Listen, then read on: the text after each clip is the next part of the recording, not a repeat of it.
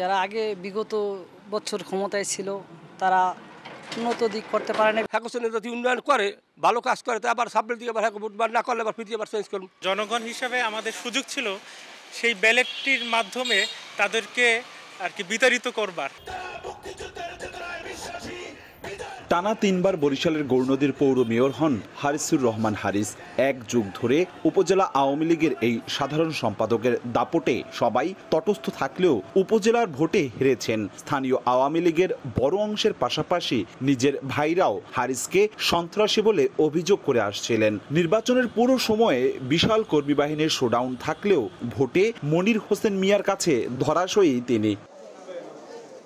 মুলাদীর ২ বারের উপজেলা চেয়ারম্যান এবং উপজেলা আওয়ামী লীগের সাধারণ সম্পাদক তারিকুল হাসান খান মিঠুও হেরেছেন। হিজলায়ও চেয়ার ছাড়তে হচ্ছে ২ বারের চেয়ারম্যান ও আওয়ামী লীগ নেতা সুলতান মাহমুদ টিপু শিকদারকে। নতুন মুখ এসেছে জেলার বাকেরগঞ্জে। সেখানে তরুণ রাজীব তালুকদারের কাছে হেরেছেন দীর্ঘদিন রাজনীতিতে থাকা বিশ্বাস মতিউর রহমান। আগুলঝাড়ায় ভোটে জিততে পারেননি সদ্য সাবেক উপজেলা চেয়ারম্যান আব্দুর রইস সাইনিয়াবাদ। বাবুগঞ্জে ফারজানা বিনতে ওহাবের কাছে হেরেছেন প্রভাবশালী আওয়ামী লীগ নেতা সর্দার খালেদ হোসেন।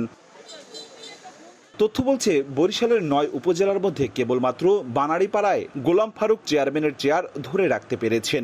বাকি ৮টিতেই হেরেছেন প্রভাবশালী আওয়ামী লীগ নেতা ও সদ্য সাবেক চেয়ারম্যানরা। কেন এমন পরিস্থিতি?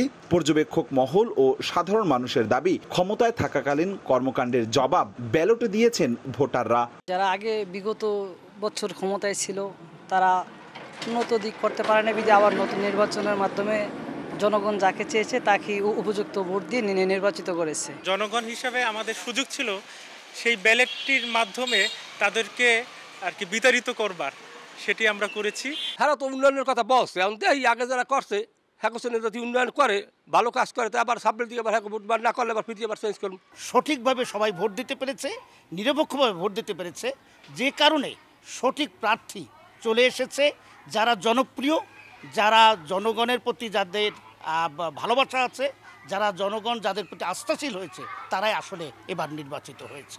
বরিশাল জেলার মেহেন্দিগঞ্জ উপজেলা পরিষদের ভোট এখনো হয়নি। ইসি সূত্র অনুযায়ী এই উপজেলা নির্বাচন হবে আগামী আগস্ট মাসে। অপূর্ব অপু, সময় সংবাদ, বরিশাল।